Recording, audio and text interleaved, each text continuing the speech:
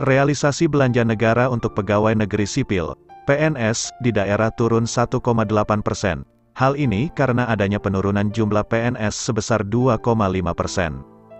Menteri Keuangan Sri Mulyani Indrawati bercerita, per September tahun 2022, anggaran pendapatan dan belanja daerah (APBD) yang digunakan untuk membayar gaji PNS mencapai Rp261,2 triliun.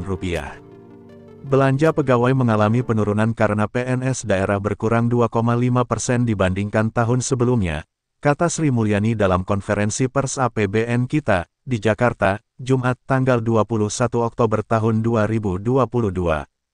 Tak hanya belanja pegawai yang mengalami kontraksi, anggaran belanja lainnya juga menurun 5,3% menjadi Rp142,93 triliun. Penurunan ini karena belanja tidak terduga, belanja hibah dan belanja bantuan sosial dialihkan untuk program perlindungan sosial pasca kenaikan harga bahan bakar minyak BBM bersubsidi. Belanja tak terduga dipindahkan menjadi belanja yang berhubungan dengan perlindungan sosial dalam menghadapi kenaikan BBM, kata Sri Mulyani. Meski begitu realisasi belanja barang dan jasa mengalami pertumbuhan 2,2% menjadi Rp170,94 triliun.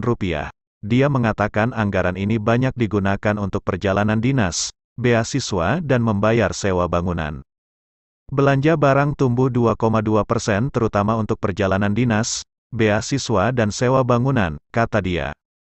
Dari sisi belanja modal juga mengalami kenaikan hingga 18%.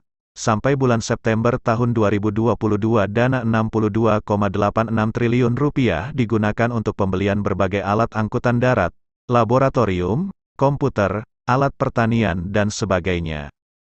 Total belanja dalam APBD sampai September mencapai Rp637 triliun atau hanya 53,4% dari alokasi APBN. Padahal ini sudah memasuki 4 bulan terakhir di tahun 2022.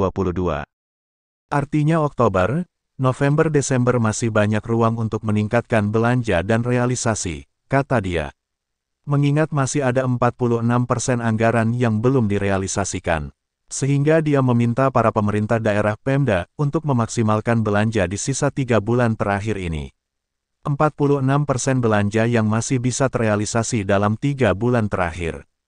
Kami berharap ini akan menopang Eko di saat tekanan dunia sangat besar, pungkasnya.